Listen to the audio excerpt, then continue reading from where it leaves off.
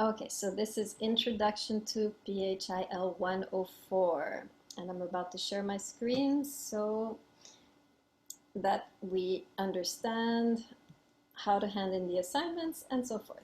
Okay, I'm going to the QC website. I'm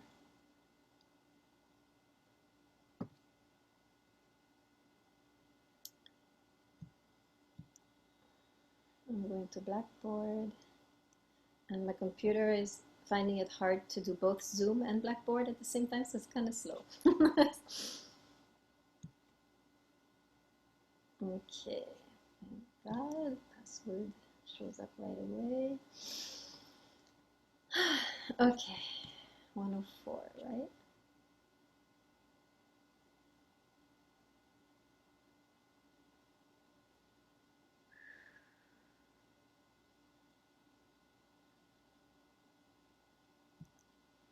Okay. So the main thing you need to know is this red stuff. So here you have all the announcements, right? Syllabus. All of you probably accessed, or maybe not, but this is, if you click here, you access our Zoom classroom. Here you get to the YouTube channel. And right now you're just on the playlist page and you have to find our class, right? Which is Fall PHIL 104. Here's where you will hand in the assignments. So it goes immediately into the Google Drive. And these are the folders. Hold on. There. These are the folders where you put in the different assignments that we'll talk about today. So what you need to do, the way you do this is you want to save the assignment. Really make sure that you hear what I'm saying right now, because some of you have had problems in the past. First of all, you keep all your assignments, right? You never get rid of your assignments until the end of the semester, because I might lose your assignments, and I have done this before. Like, they have gotten mixed up in the drive and so forth. So make sure you save all your assignments. And what you do is you save it on your desktop, and then what you want to do is drag it in, right? So for example, here's a file on my desktop which I'm dragging into the folder, right? And then you drop it in. That's how you do this. Don't do the assignment directly in the drive, because first of all, I often throw away the folder, so then your assignment will be lost if you're not finished with it. And also it's harder for me to open it if you do it directly in the drive. So always save it first on your desktop and then drag it into the folder, into the appropriate folder. Okay. That's it. That's all. Okay, so any questions on anything I said so far? Let me stop sharing so I can see you guys again. Okay, any questions on Blackboard, on the different features of the menu, on how to submit the assignments? Okay, good. All right.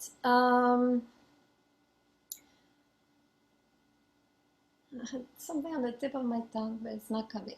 Okay, next thing I want you to do, I want you to all grab your phones and send me an email right now with, in the subject line, your full name.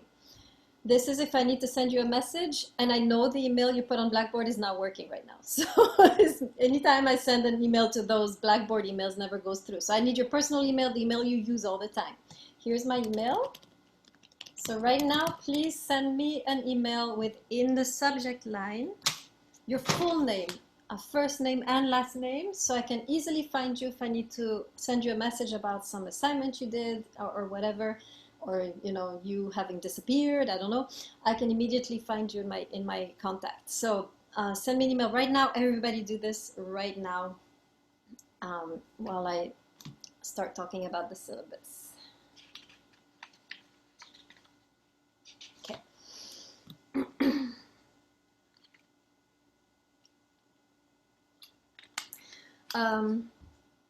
Whoever is, so there's a lot of you, right? Whoever, so you can, so I'm seeing, you can of course use your Qmail, but I need it to be the email that you check often. So if you check often that email, that's fine, right? Yeah, that's fine. Good. It's kind of hot, so I'm like losing my train of thought really easily. So Livian, you just put your first and last name in the subject line. Livian, have I had you before in class? You look familiar. No, it's my first. No? Okay. All right. Good. Yeah, I don't think I've had anyone else before. Good. All right. So let's go into the syllabus. I'm gonna go over everything now. Let me check the time. Oh, I see somebody sorry, somebody's having trouble entering the classroom, so I need to answer that.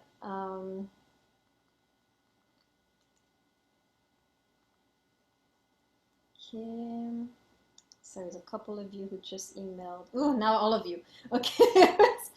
Okay, now I just got all your emails. Okay, and Haroon, you're here. You made it. Okay. All right. Good. Welcome everybody to 104. I'm going to tell you a little bit about the class, and then we'll go into the requirements. So, this is a class, the title is Introduction to Ethics, but because ethics can be very tedious and boring, I have decided to adapt the class and make it fun for all of us and make it about the ethics of love. So this is a great class if you are in a relationship, or if you want to be in a relationship, or if you have just broken up with your beloved. This is the class for you, right? In this class, you are going to understand what went wrong, you are going to understand what is going wrong, and what will go wrong, and how to fix it, right? Relationships is something that we do not develop the skills for, which is why as a society we're really good at technology and science and so forth, but when it comes to relationships, everything falls apart at the first problem, right? We do not have the same expertise and skill when it comes to relationships that we have when it comes to technology or science or economics or whatever, right? Because we haven't learned this, right? So, and relationships are really an art that we need to develop a skill for, right? You don't start playing an instrument and right away you can play it, right? You need a certain skill. Even if you have talent, you need skill. So this class really is going to be geared at getting those skills that you need to craft a beautiful relationship out of even the worst kinds of crisis that you might be in or that you will eventually face, right?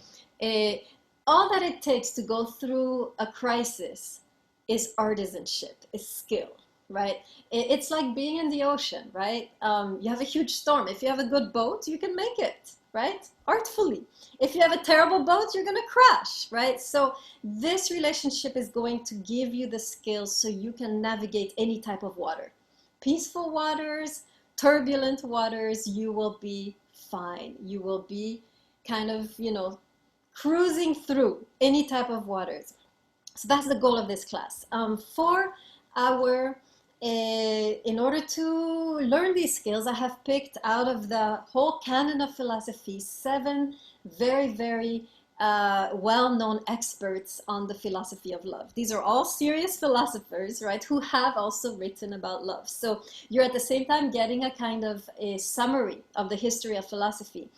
And you get to travel in time and in space, right?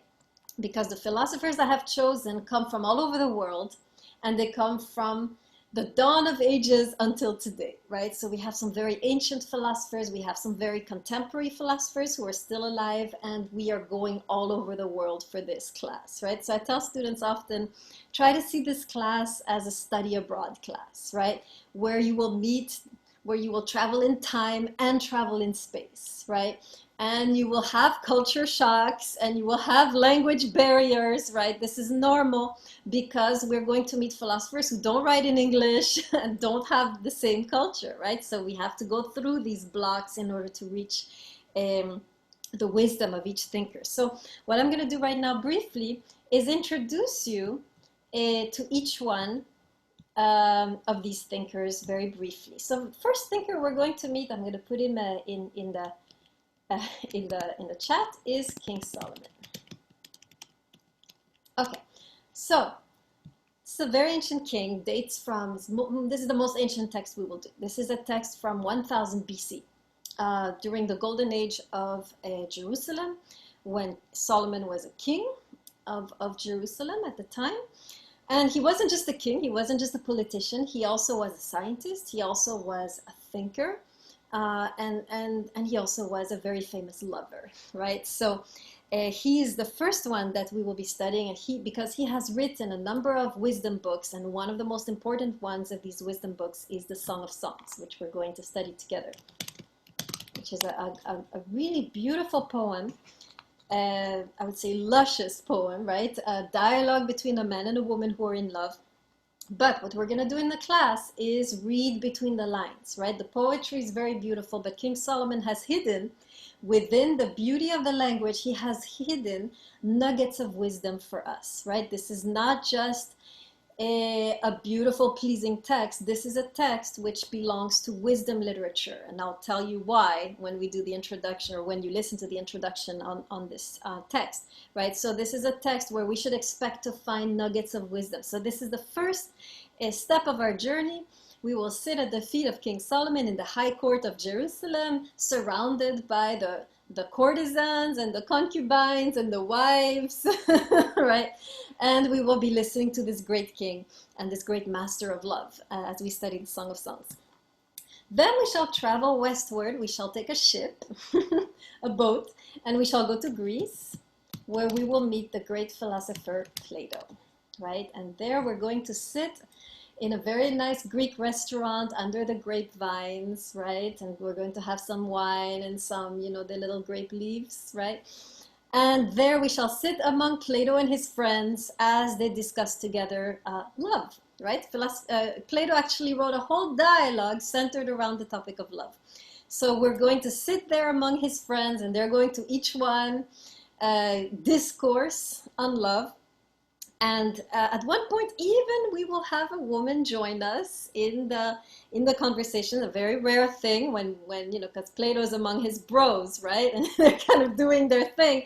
And then we're still going to have at one point, right, because Plato's very broad-minded. In fact, his name, Plato, actually means broad in Greek. So we're going to even have a woman at one point join us, and it will be very interesting to study what she has to say. So very interesting text that we will be doing next after the Song of Songs. Then we shall move in time more. We shall enter now, we were in the golden age of Jerusalem. We shall now enter the golden age of Islam. And we have a number of Arabic backgrounds in this class, so this is great. You will be learning about the golden age of Islam, which was in the Middle Ages, and covered, right, the empire of Islam covered, from Iraq, Iran, Turkey, the land of Israel, Egypt, North Africa, southern Spain, right? So all of the Spaniards, right, the conquistadores, which are in our class, right? We have, all of you have roots in this empire, right? This empire Spain was dominated by Muslim rule for several centuries. So during this golden age of Islam, we have a very famous poet who wrote during that time called Rumi. And Rumi is actually, he's actually a mystical Muslim. He belongs to a mystical branch of Islam called Sufism. And he has written some gorgeous poetry on love, on the love between him and God, right? So this is kind of more mystical poetry, but in this gorgeous poetry, we shall learn a lot about love in general, right? So we can apply some of these lessons or some of the wisdom that we can decipher in the poetry, we can apply it to our day-to-day relationships, even though it is primordially a mystical poetry, right? And so this is around the 13th century, right? Or 12th century. So we're traveling forward, right, in time, closer and closer to our time. Okay, at the end of these three, I call these the three appetizers, right? Two poems, several, like we have poetic texts, you have a dialogue. Now, apart from the 18th century, we shall enter some more substantial, solid, if you want to call it, I think everything is solid, but this is more rigorous, more dense philosophy. We shall be traveling to Germany in the 18th century. This is during the Enlightenment, and we shall meet Immanuel Kant. Right, this is going to be our first difficult text. it's not hard to read, it's just you have to have a certain amount of stamina to get through Immanuel Kant, right? So Immanuel Kant is a German. So we shall be moving north. Wait, where were we? No, we were over there in the Golden Age of Islam. So we were somewhere close to Turkey. So we will be traveling over land all the way to Germany.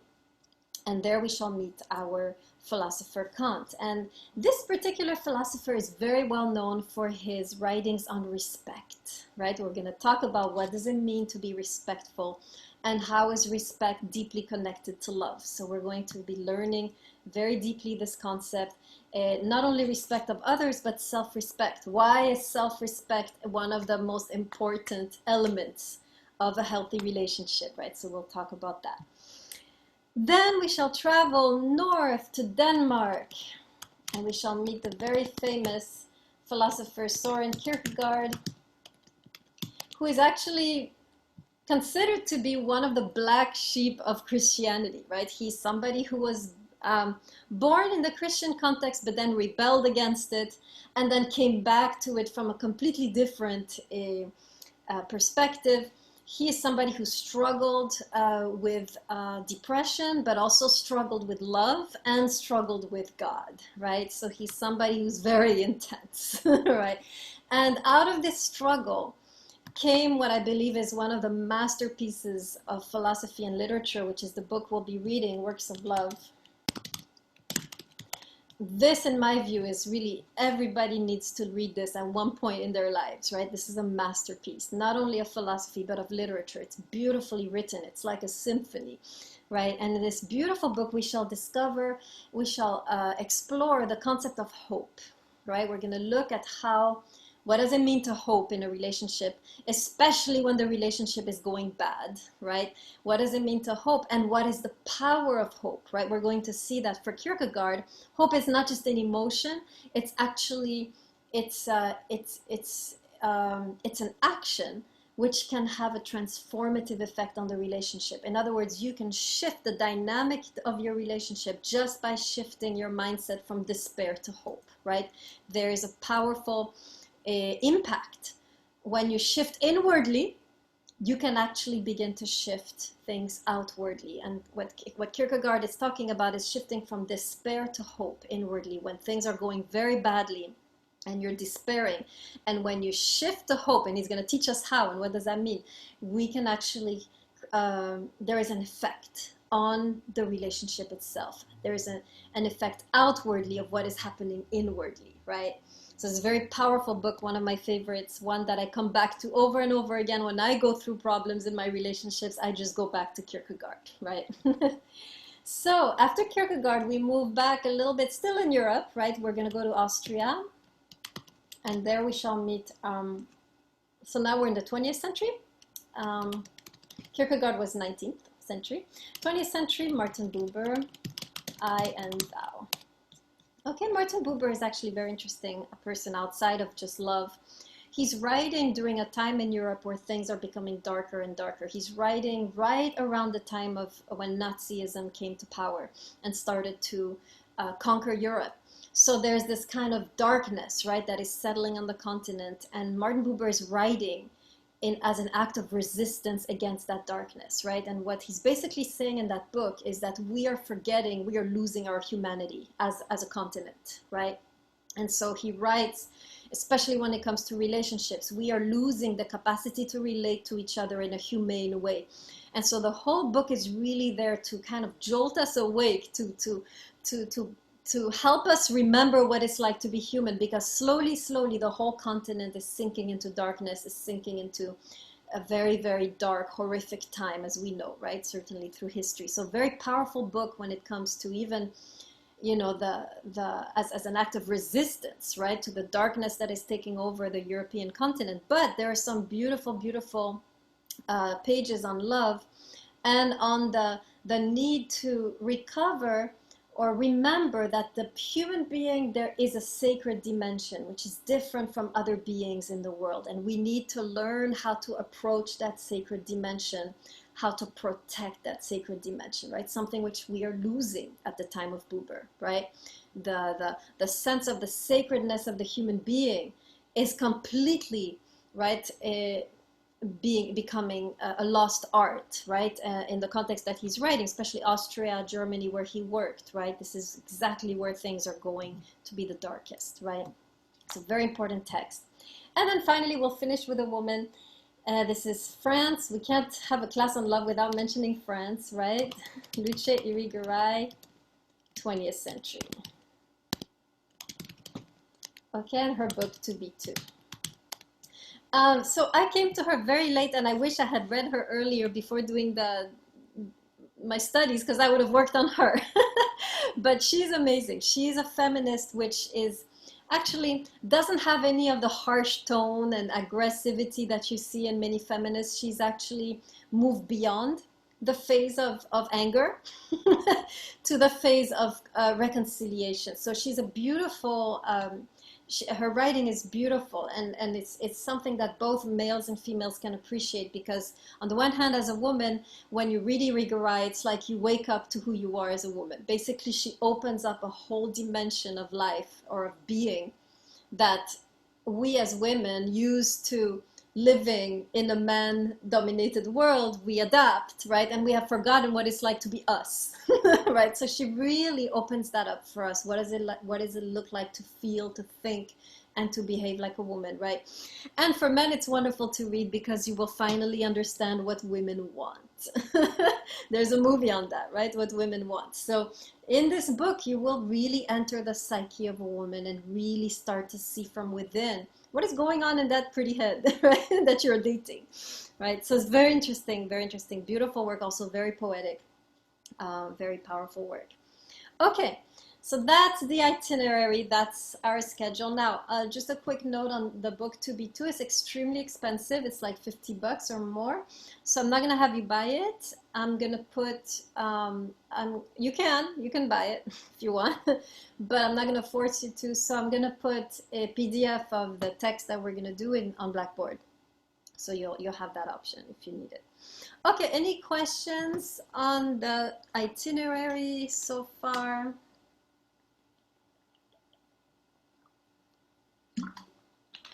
All right. Now, how much time I got? Okay, lots of time. Okay, so next thing I want to do, before we get into logistics, all the assignments and so forth, I want to talk a little bit about the importance of buying the books and keeping them. And then I will give you a short initiation to reading philosophy, if it's your first time. Okay, so quick question. Where's the first text? So the first text is so that's a good question. It's the Song of Songs. So we are actually not going to be meeting in person until the middle of September, so you have time to buy your books. So have them all with you by the time we meet again. I'll go over the dates in a second. And everything, all the books are on the QC online bookstore, right? If you're a freshman and you don't know what I'm talking about, you go to the website, the QC website, and at the bottom, you have an option called Bookstore. You click on that, and then you can put in some information like the instructor's name or whatever, and boom, you will have all the books that you need to buy. You can buy directly on the website, which I would recommend because they pick the cheapest versions of the books. Or if you want to buy it on your own, make sure you get the right edition. I hope everyone is listening right now, right? Make sure you are looking at the ISBN number or the cover of the book, and you're buying the same thing, because if you buy another version of the book, you're going to be lost. As we're reading, I'll give you the pages, you'll have the wrong pages.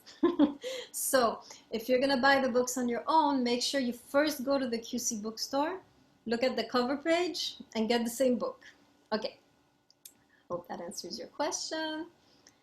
I don't see any more questions. Okay, good.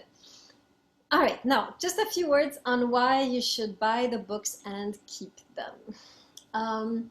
So first of all, you buy the books because we are going to be using the books. And I want you to buy the physical books, not the ebook or some other, or photocopy it. No, don't do that, right? Get the real book. Main reason is that we are going to be reading very intensely. I'm going to give you a little workshop how to read philosophy in a second, but when you read a book, I want you to really engage with the book. meaning I want you to be underlining, annotating, putting question marks there. I'm going to say a few words about why we read like this, but philosophy is you cannot read it unless you're scribbling all over the place. Otherwise, you're going to forget everything you said. I usually show people like one of my books just so you can see how I read. I'm trying to find a book where I've actually, yeah, this is a good one. Okay, so this is how I read, right? So you have an idea. So you see, I underline, I bold, I put comments. This is yes, yes. I agree with her, clearly. I have here an exclamation point. Right, I hope you can see it. Yeah, so right, I want you to read like that, right? I want you to read, underline, put comments. So for that you need a physical book, right? You can't have some kind of Kindle version of it, right? You need to be able to engage with the book. Second reason is you're going to since this class is kind of like a journey, right? And each time we stop and we learn with the philosopher, the book is kind of like a, how shall I put it? It's like a souvenir. It's like you taking a little piece of that author that we studied with you and keeping it with you forever, right? So in that sense, the book is kind of like the embodiment of the spirit of the philosopher that we met throughout the semester. So it's so good to have that, right, with you and to keep him or her, right? So for me, when I get a good book, right, this class is not like a textbook class, right? It's actually a book class, right? So you want actually, the goal is for you to see these books as people, right? This is the embodiment, this is the incarnation of a human spirit, right? Of wisdom. So in that sense, you want to keep a little piece of the philosopher with you as we go through our journey. So when we're done, you have something, right, to bring home. You don't just go empty-handed, right? Okay, last reason, this is the funnest reason. I tell this to all my students. So I want you all to imagine right now that you're dating someone very hot and you're about the second or third date and you finally got to invite them to your apartment, right? So tonight, right? They're going tonight. Tonight could be the night, right? You don't know, you're not sure, but you're gonna try. So here you are in your apartment, right? You're cooking some dinner. And by the way, all of you, right? All of you should learn to make one dish, right? Don't think you can seduce anyone if you cannot cook, male and female, right? Where I come from in France, all the men know how to cook. And when they invite you to their apartment, they are cooking something amazing and it helps, right? So you're cooking, you already got 70% of the person, right? With your amazing dish, right? Go to your grandmother because your parents probably don't cook, they're working, right? Go to your grandparents, learn one dish. That's amazing, and then make that. Okay, so you're cooking, doing something nice, and then your beloved comes in, and you say, oh, let me just go and finish something. You can sit here, and they're in your living room, and in your living room there is the sofa, and then there's a bookshelf, and then there's your 7 little books, right? Plato, Rumi, Kierkegaard, and so forth. And so the person is kind of scanning the room to see if who you really are, right? They've only been on 3 dates. They want to know who you really are. So they peek in the bedroom, right? Look in the bathroom. And then their eyes fall on the bookshelf. And they see on the bookshelf the Song of Songs, Rumi, Kierkegaard. And at that moment, their heart is pierced and they're yours, right? They're thinking now, oh my God, they're not just good looking.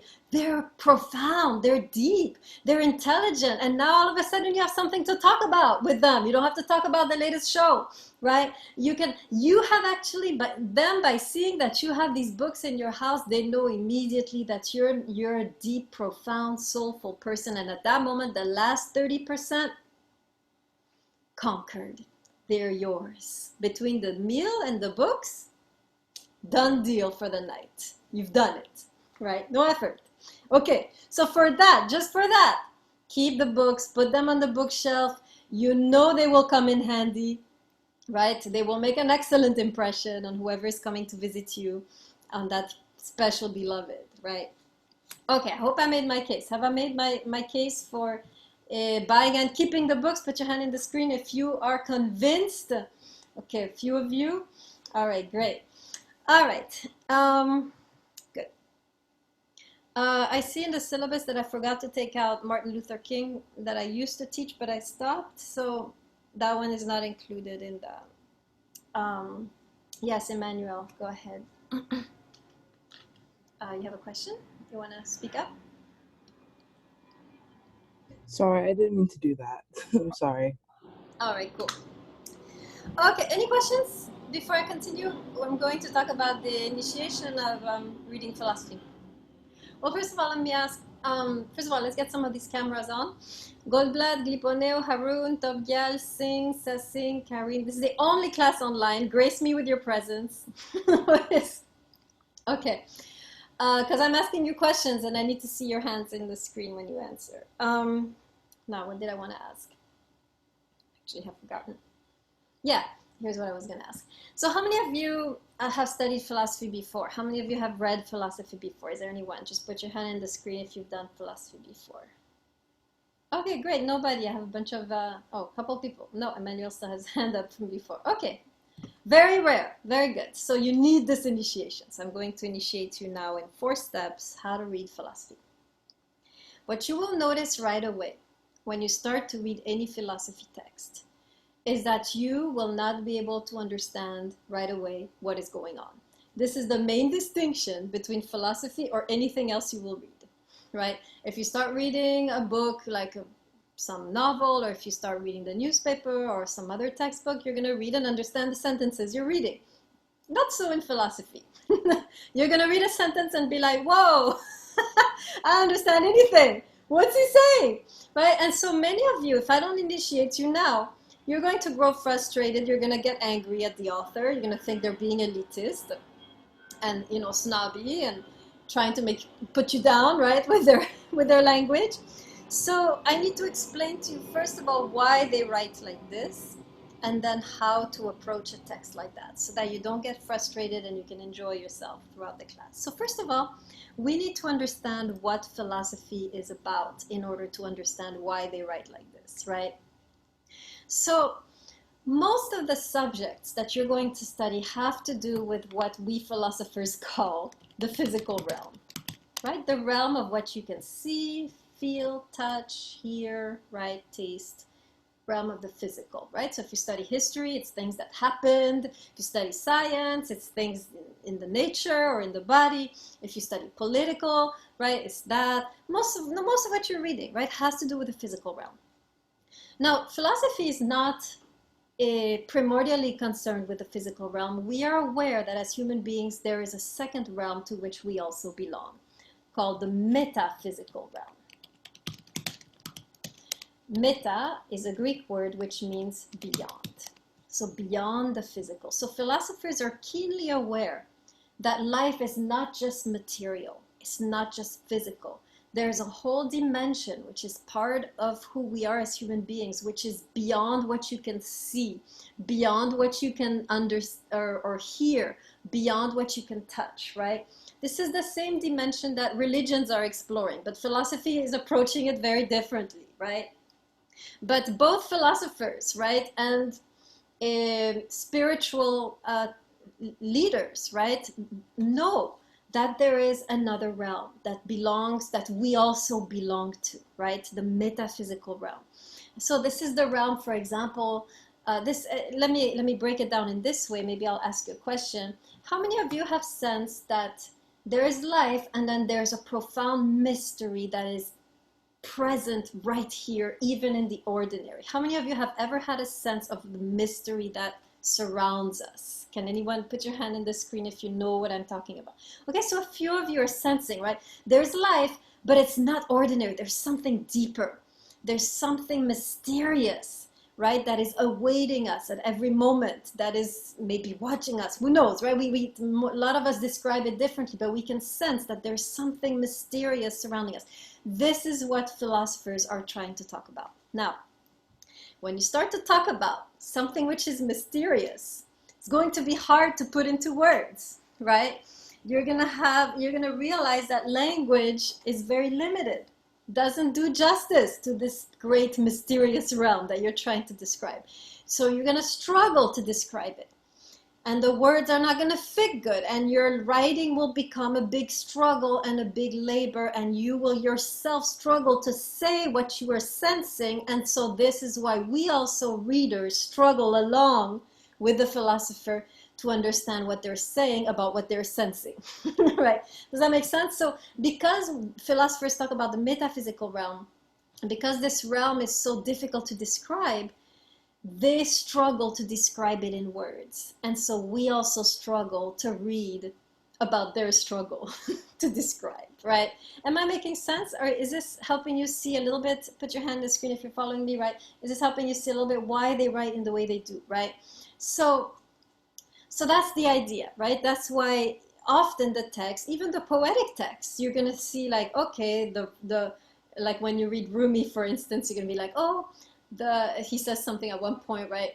An ocean within a water jar, a garden in the heart of the gardener, and you can be like, what is he saying, right? So even if it's poetry and the words are easy, you can understand each one of the words, you're not going to get the meaning because he's talking about something more profound. And so philosophy is really is a text that needs to be deciphered. Philosophy doesn't just give itself to you. It's talking about a mystery. And so just like all mysteries, right, it will only allow the seekers to come close to it, right? So whatever philosophers are describing will remain inaccessible unless you develop a seeker mentality, right? If you're just sitting here reading philosophy like you're reading your Facebook posts, not going to happen. It's going to remain a wall, right? But which is why right now what I'm going to do in the initiation is help you switch the mindset, become a seeker, so that these things become more available, right? Philosophy only opens up to those who seek it, right? If you're not a seeker, if you're not trying, if you're just sitting there in the most stupid version of yourself, it's not going to happen, right? So here's the 4-step initiation so that you can begin to read these difficult texts, right? So number 1, first thing you need when you open a book, right? And I'm trying to see if I have any of the books here. Normally they're here. Here's the Rumi one, right? Here's our Rumi book. Right, first thing you do when you open the book, first thing you need, pencil, okay? Which is why I told you buy the book. Okay, so why pencil? Pencil is so important because with a pencil, you're marking. You're marking the parts that make sense because most of it won't make sense. But occasionally you will read a sentence that makes sense. Boom, you underline it, right? Or you'll read a sentence which you think is beautiful, even though you don't yet understand it. You find it beautiful, mysterious, you underline it too, right? As you go through the reading, underlining the parts that jump out at you, you will see by the time you're done with the reading that you'll have somehow absorbed a little bit of it, right? A little bit of it will have revealed itself to you as you're here scratching out, right? Underlining those sentences that you like or those sentences that make sense, and maybe writing some questions or making some annotations or agreeing or putting a smiley or in a question or exclamation point, right? As you are engaging with the text is feeling it, right? And is itself engaging with you, right? Don't think this is just a book. This is a spirit, right? This is a spirit. This is a person, right? The more you open up to it, the more you approach it intentionally, the more it will open up to you, right? This is, I know I'm talking like a crazy person right now, but it's really true, right? The way you approach a book is the way the book will approach you. If the book remains completely closed off, ask yourself, how open am I to this book, right? So that's the first opening, right? You're underlining, you're asking, you're pleading with the text. Give me your wisdom. Give me your nuggets, right? Okay, second level of initiation that you will need, and you'll be surprised at this, I want you to read with a certain state of mind, a certain attitude. This is also an attitude which will open the text to you. This is the attitude of enjoyment. Okay, so let me explain what I mean by that.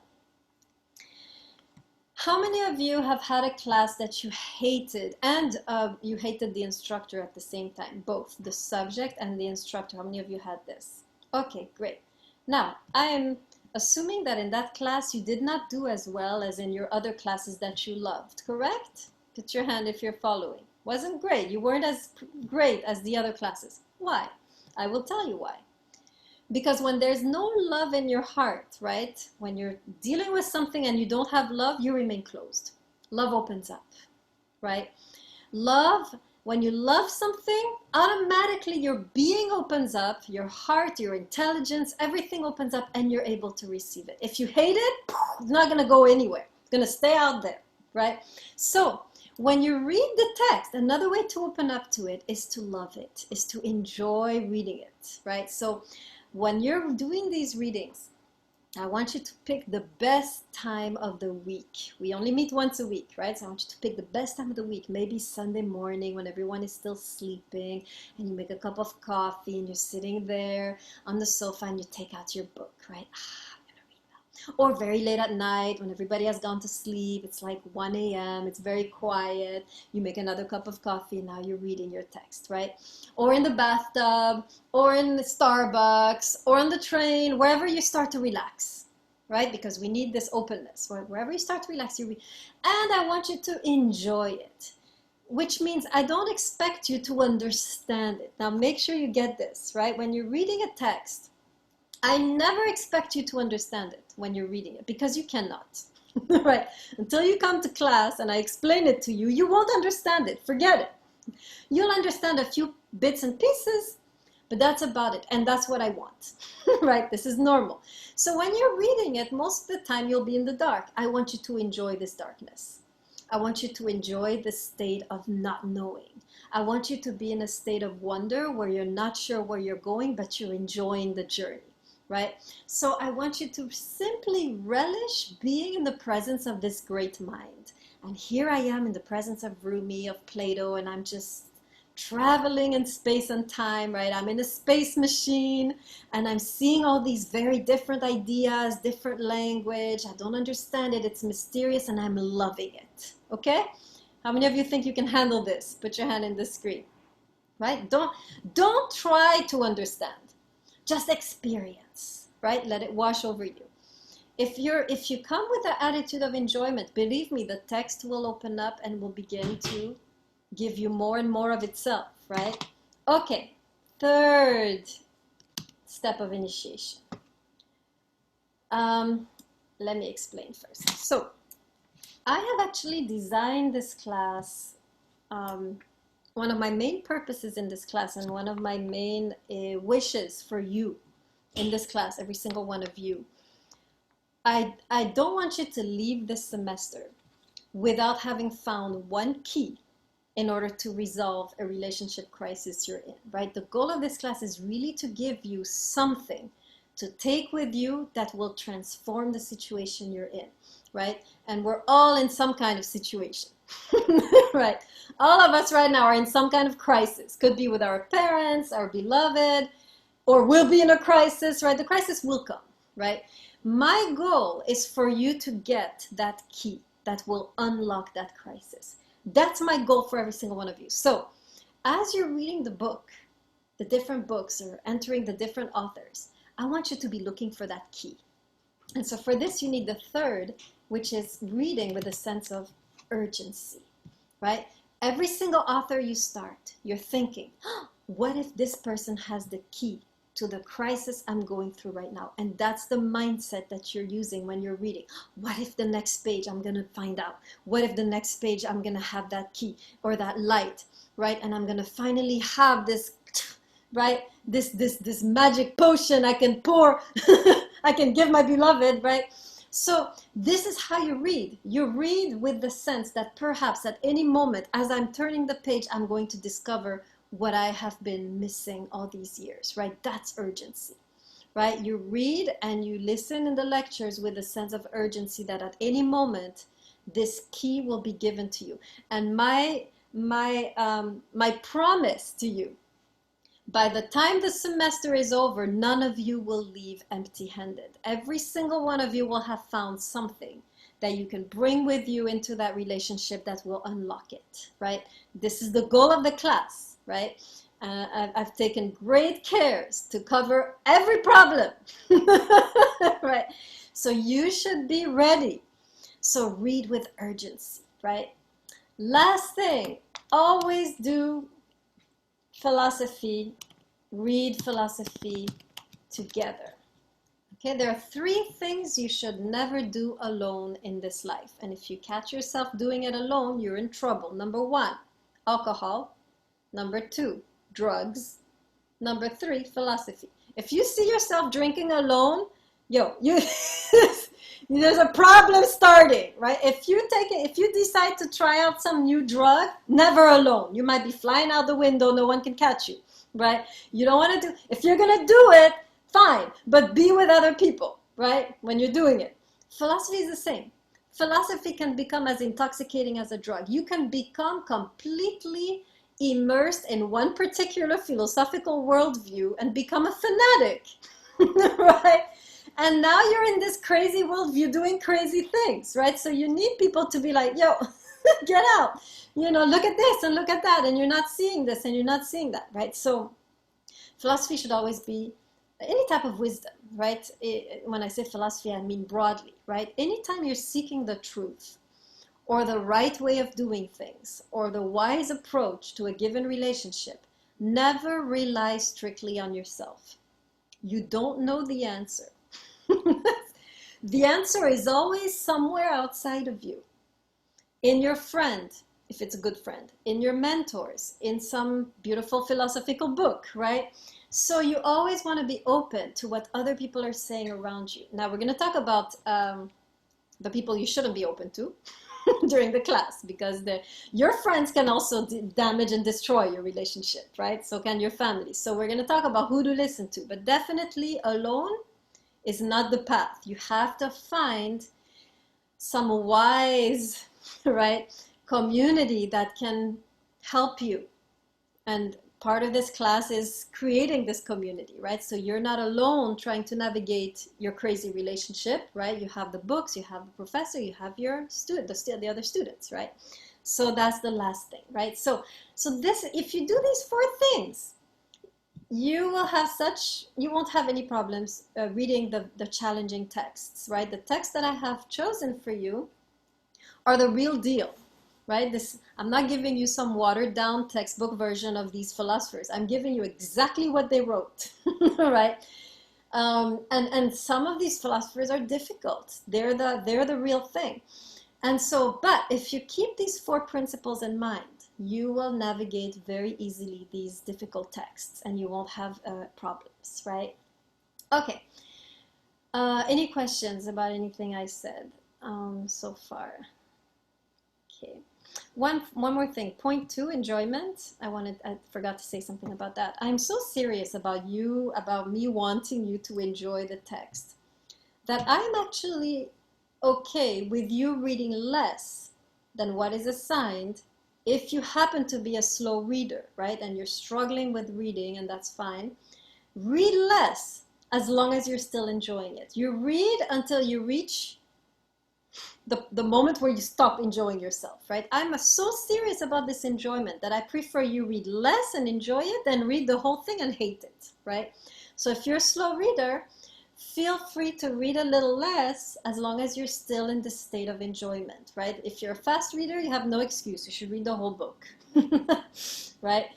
That's what I'm expecting of you. But if you're a slow reader, right, the class is really geared for many different levels of learning.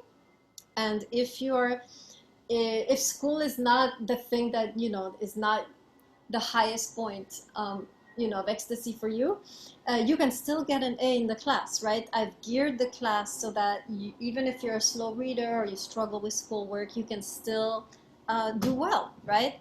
I've conceived it like that, and I'll tell you more when we talk about the grading in the class. Okay, all right, so if there are no other questions, let's go now finally in the syllabus, because I see all of a sudden that I have only 10 minutes left. Okay. So attendance, you'll see that if you miss a class, you end up losing points because there is an activity at the beginning of each class, which is graded. So do not miss class. You don't miss too many points, but you do miss like 1 point if you miss a class or if you're late, right? So don't be late, don't be, and and don't be absent.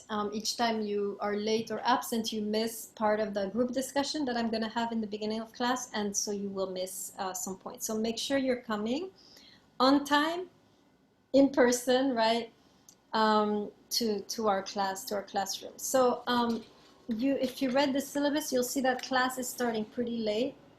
It's starting on September 22. Why? Because after we were supposed to have a class next week and then have 2 weeks off. And I was like, no. No, because we'll start the text, right, of the Song of Songs, and then you'll forget everything, and we'll go to the second section of the text, and you'll have forgotten the first section. So I was like, forget it. We're just starting September 22. So you have almost a month now to get your act together, buy the books, start reading them, and so forth, right? So we're going to start. First in-person class will be on September 22, but you'll have stuff to do in the meantime. Don't worry. I'll give you things to do. Remember, this is a hybrid course, so there are a few things to do online. Okay. Reading assignment is the main assignment you'll have due every single time we meet. Okay, so reading assignment due every single time we meet. So the reading assignment is always connected to a reading. So if you look at, so we meet once a week, right? So each time we meet, you have a different reading to do, right? These are the pages on the syllabus. So you read, and then what you do is basically a reading assignment, which is a kind of response. So the reading assignment looks like this. You should have 2 questions and 2 critiques, and each a paragraph long. So this is basically 1 page, right? Single-spaced, 4 paragraphs. Okay, so the first 2 paragraphs are any question you have about the text, and you will. For example, going back to Rumi, right? You're reading here, union is a watery way. Anyone understood that? I didn't understand that. So at that point, you should be writing, oh, I wonder what he means by union is a watery way. Well, does he mean that union is like water? Is he saying love is like water? Like, how is love like water? I wonder. Well, love is kind of like what, right? You see what I'm doing? I'm asking the question, and then I'm thinking about it, and I'm reflecting on it, right? That's what your 2 paragraphs of questions look like, right? You're asking, or if you have Kant, right? So here's a little bit of Kant. You're reading, and you're going, here's a random sentence. If we have so far drawn our concept of duty from the ordinary use of our practical reason, one is by no means to infer that we have treated it as a concept of experience, right? Probably no one understood anything. So you're like, okay, you reread it.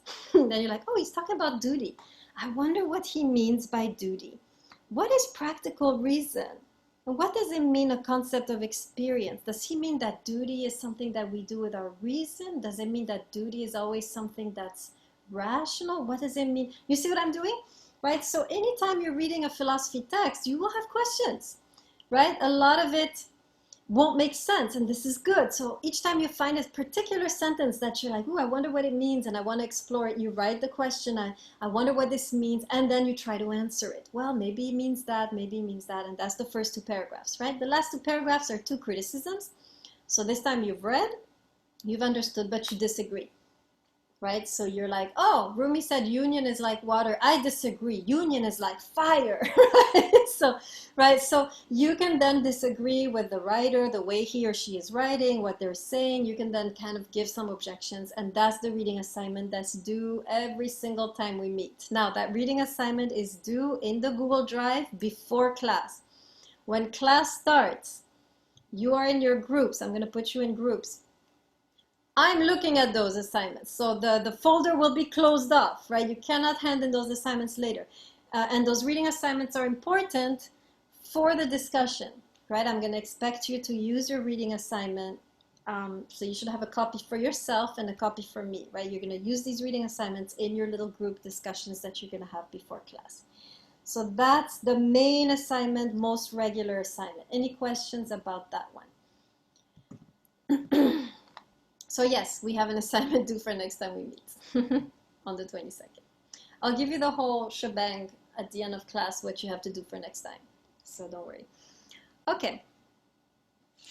The group discussions is the next part. This is the little group work we'll do in class for about 20 minutes. You'll be grouped up in 3 or 4 people. This will be your group for the semester, and in these groups what you're doing is discussing the questions and the criticisms that you've encountered in the text together, giving each other feedback, responding to each other, and then we'll have the lecture. So the group work is graded. You need to be there on time to get the point. Okay, now there's a section, if you're following the syllabus, called audio question. So let me explain that a little bit.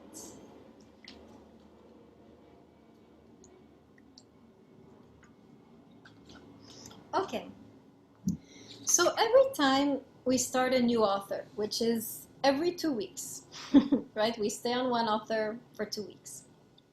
So every 2 weeks you have a new author. Every time we have a new author, I have on our YouTube channel an introduction lecture, which is pre-recorded, which I will put on our channel, on our playlist, right? So before you even open that book, right, you listen to the introduction that I will give you, and you answer the question that's in the syllabus. If you go to the end of your syllabus, you have the test questions here, and you have the audio questions. So you have an audio question for each author. So this audio question, or the answer, right, I need it to be 1 paragraph, half a page, single spaced. Okay? So you hand that in basically right before class starts, right? If, for example, we're starting Solomon next in September 22, before I enter that classroom, right, and open my computer, you have handed in both the reading assignment and the audio question, right? So those are the 2 main consistent regular assignments. Reading assignment every time we meet. Audio question every new author, okay? All right, so that audio question, make sure you listen to the whole lecture. I can tell if you haven't. You listen to the whole lecture and then you answer it, right? Okay, any questions so far? Okay, your tests, luckily, COVID did this, so you should thank your lucky stars. Tests are take home, open book. I stopped giving, I'm not going to do in-class tests for this semester. Normally you're supposed to have an in-class test and write it in class by hand, primitively.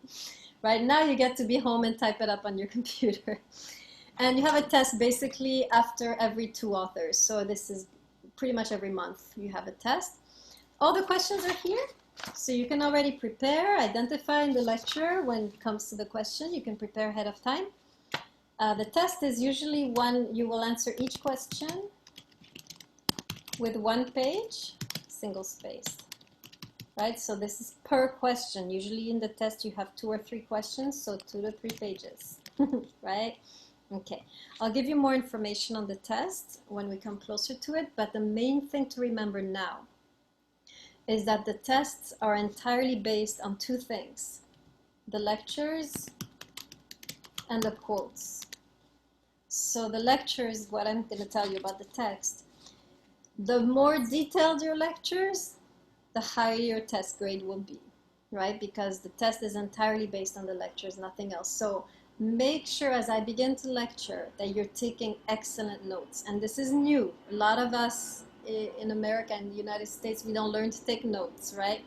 Basically, the way you take notes in this class is you're taking notes nonstop. That's the sign that you're doing it right. If you're sitting there just watching, you're not doing it right. Typing the whole time, sweating, right? Your hand should be hurting. This is how you take notes in this class. Every word coming out of my mouth is on your paper, right? That's the notes I want you to have. That's the kind of notes you'll need to get an A on the test, okay? So make sure you are really, this is the main thing. When you're in the lecture, you're jotting down as much as possible.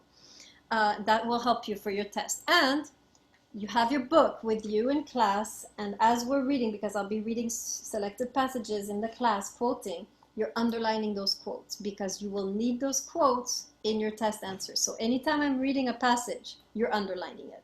You're marking it so that, because you know that on the test will be that quote, right?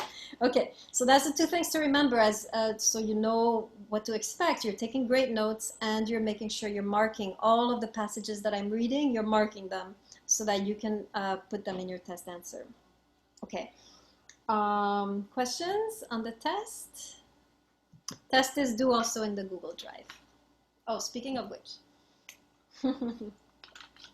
So this is a little unusual. I don't know any other professors doing this.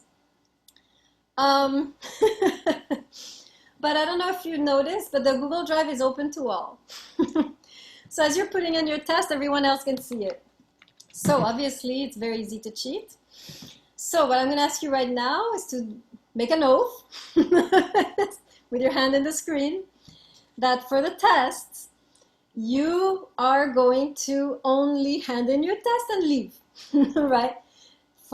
Out of respect for you, for me, for your classmates, right? You don't need them. You have the recordings. I'm recording all the lectures in case you miss them, right? You have all the time you need. So there should be really no need to cheat, right? And it's not good for you anyways. It scars you to cheat psychologically. So I need an oath right now. Hand in the screen, everyone. Turn on your faces, all of you. I need to see every single hand. Guzman. Okay. Zaragoza. I see it. Okay. Who is this? Janina's Assis. Yes. Turn on your cameras, guys. Giancarlo Johnson. I need to see your hands. Keep your hands up. Everybody, this is your oath. Okay. All right, guys. Perfect. Thank you. So you can see, so yeah, just hand in the test and leave is just, I could do it on Blackboard, but Blackboard is going to drive me crazy. And it gives me mental health issues to work on Blackboard. So I prefer to do it like this, much simpler. Yes, always people wanting to do a group chat. If you want to do a group chat, yes, sure, you can put it in the chat, the link. Good. Last assignment. Oh, next to last assignment, sorry. It's already 6. Okay, so next to last assignment, the essay. Essay is 1.5 pages, single-spaced. So please don't put a huge heading that goes to the middle of the page. You start your essay at the top of the page. All I want is your name. All right? I don't want like your name, your address, your date of birth, and then you start in the middle of the page. Big title, right? No, you start at the top of the page, whole page, 0.5, right? One page and a half. Essay is the funnest part of the class. In the essay, I want you to reflect on a relationship crisis that you're in right now. It can be with your beloved, but it can also be with a friend, with a sibling, with a parent, whatever crisis you're in, I want to hear about it, right? And then I want you to be your own therapist. Based on what we learned in the last weeks, right? The last 2 weeks leading to the essay, I want you to draw on those philosophers and see if there is any wisdom you can gather from what we talked about in class to unravel, to unlock this crisis. So you are doing your own therapy, right? You can also talk about somebody else's relationship if you don't want to talk about yourself. That's fine. So 2 things I need, the problem and the solution. So describe a little bit the problem and then start bringing in, right, what would Rumi say? What advice would Solomon give, right, in that particular problem, and what can you learn? So this is my way to allow for the class to infiltrate your lives, right? The class material should begin to infiltrate into your lives. Okay, that's the essay. Last thing, final project, we'll talk about a little later. Okay. Good. Any questions on the work, on anything I said so far? Okay, so here's what you need to do for next time, because we have about a month. So number 1, you buy the books. Number 2, you want to listen to the introduction to Solomon, to the Song of Songs, right? This is on our YouTube playlist, which you can access, right, in Blackboard on the tab called Recorded Lectures, right? This will bring you to my YouTube channel, to our playlist, okay? No, so Velez, we don't meet next week. The next time we meet is September 22nd. So I know there's supposed to be class next week, but we won't because it's silly to start the text and then have 2-week vacation and then start all over. So I'm going to start on the 22nd. So you have all this time to do these things.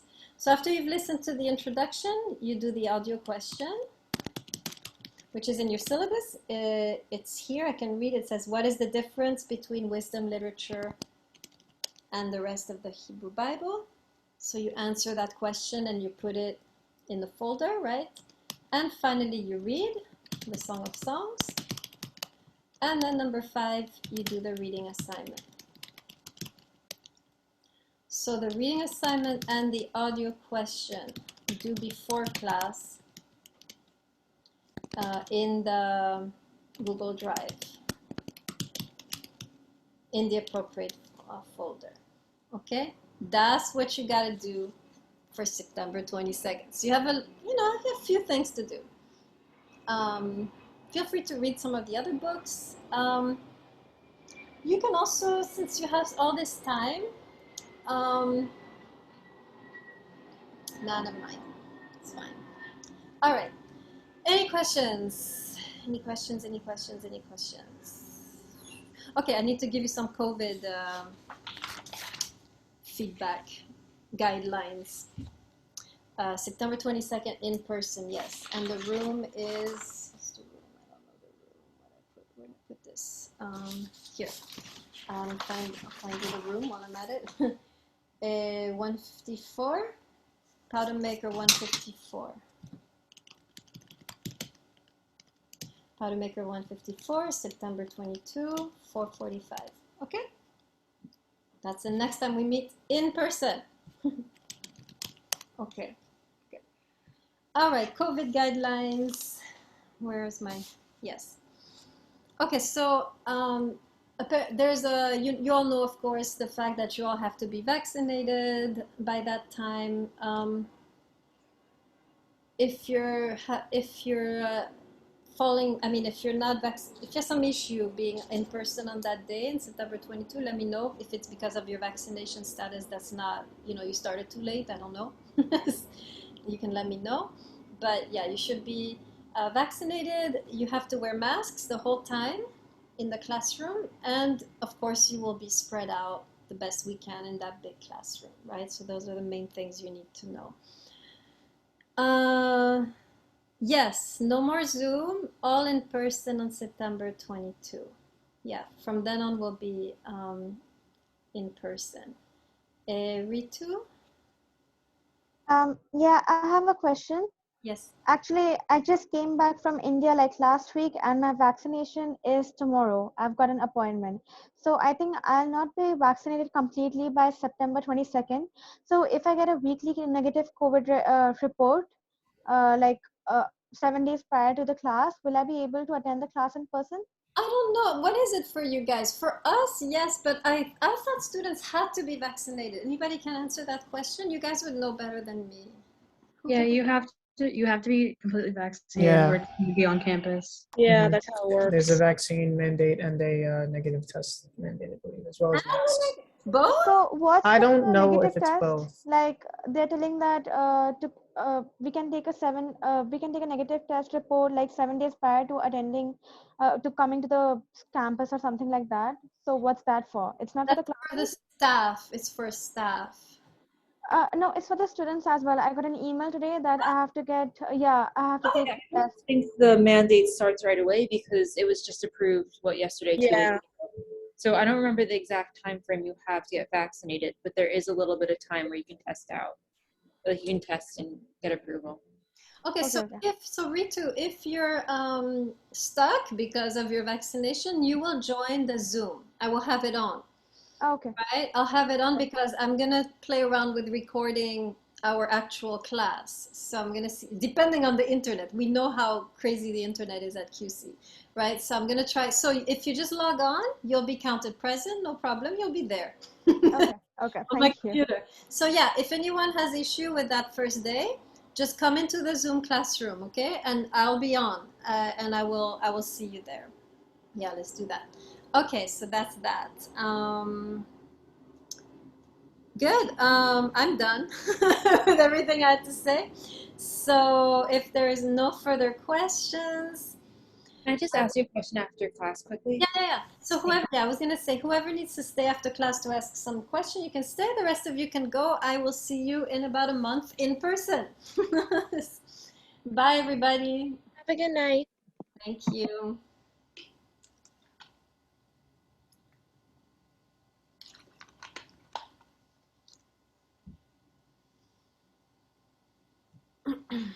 Okay, let's see. So there's a couple questions. So Goldblatt, go ahead. Yeah, there's just a religious holiday that September 22nd and September 29th. And so I'm not going to be able to come into class for this. Right. That's fine. Yes, for religious holidays, I will accept all late work, right? So if so the reading assignment, Times before, I just can't come into class. oh, you can hand in the work. Yeah, I can hand in the work, Okay, so I think 2 days before, but I have enough time. right, so you'll miss the discussion, but you won't get the points off. Can you log in on your computer on those days? I don't think so. I Right? can. Okay. Send me the recording, I'll watch the recordings. Very good. Okay, we'll do that. So yes, I'll remember that. Anybody else in that basket of the holiday, the Jewish holiday? Okay, Livian, good. So just the two of you? Okay, so the two of you, don't worry, you will not lose any points. You can make up all the work and just listen to the lectures, no problem at all. Thank you so much. Do you want me to send you a reminder email before Yes, that class? that would be nice. Okay, of course, yeah. Thank you so much. I really Remind appreciate me it. also that Livian is with you. Can you do that? Yeah, Livian, can you send me also a reminder email about Sukkot? Yeah, I will. Okay, perfect. Awesome. Good. Anything I else? really appreciate it. No Have a good problem. Of course. All right, great. Marla or Maria? Maria, I can't read. Maria, is that you? Yes, go ahead. Yeah, it's Maria. I was wondering, where do you find the reading assignment? Like, where do you find the questions that you want us to do? Oh, so you do it, right? You're the one. As you're reading, the questions should pop in your head. You see what I mean? Remember when Oh, okay. So like I remember I showed you I was reading one line from Rumi. I was like, oh, I'm reading a poem, right? And the beginning is like, union is a watery way, right? And you're like, oh, I wonder what that means, right? So now you're asking the question, I wonder why he's saying that union is like water, right? Or love is like water. And then you try to answer it. So it's all coming as you're reading. You should be the one being like, I wonder what it means. That's the questions, right? And the critiques. Makes Okay, sense? thank you so much. I know. Yeah. Have See a you. good day. Bye. All right, who's next? Giancarlo? Go ahead. Oh, sorry, Livian. Yeah, yeah. I wanted to ask, what's it called? So we won't meet until September 22nd in person, but what about the assignments? Do they continue even if we don't meet on Zoom? Yeah, because you have a bunch of assignments due on the 22nd, right? So that's what you do. And you just hand them in before the 22nd. Makes sense? Okay, and every Wednesday there's an assignment, right? Every day I was gonna say. Yeah, that's every Wednesday. Up until September 22nd, like, No, which is no. when we'll meet. No, I know. Every time we meet, there's an assignment. But will there be another Zoom next Wednesday? Nope, nothing until September 22nd. Okay. So how many assignments will be like given up until September 22nd, and then that's when you give assignments in person, right? So yeah, so for September 22nd, you have a couple things. You have a bunch of things to do, which I put in the chat. You need to, let me go back to that section. So you need to buy the books. Do you see where I am in the chat? Yeah. Okay, number one, buy the books. So this is all by September 22nd, right? Then you listen to the introduction on the recorded lectures. So now you're trying to figure out that. Then you do the audio question, which you put in the Google Drive. You read the Song of Songs, you do the reading assignment. So there are two assignments you have to write out, the audio question and the reading assignment. And both of these you hand in the Google Drive before September 22nd. And then you're ready September 22nd for the first class on Song of Songs. Make sense? So you have up until September 22nd to give in those two assignments and do the rest on the list? The rest. But the rest on the list, like read the Song of Songs in the... that's everything you got to do up until before September 22nd. Okay. Yes. Okay. All right. Thank you very much, Professor. Have a good day. Bye. Bye. Livian. Yes, Livian. So how much do we have to read? the Song of Songs by Thing. the whole thing? Yes, I think it says that. There's some page numbers because I have a textbook for that. So it's basically the whole thing, 45 to 117. It's in the syllabus. Okay. Yep. Thank Okay. Anything else, Livian? No, thank you. Have a good day. Thank you. Ali. Hi, Professor. How are you? I actually just joined like about 10 minutes ago, but I sent you an email earlier Oh, okay. that I would had trouble joining. I was actually stuck in traffic. Okay, no problem. So Yeah, I just got back. So I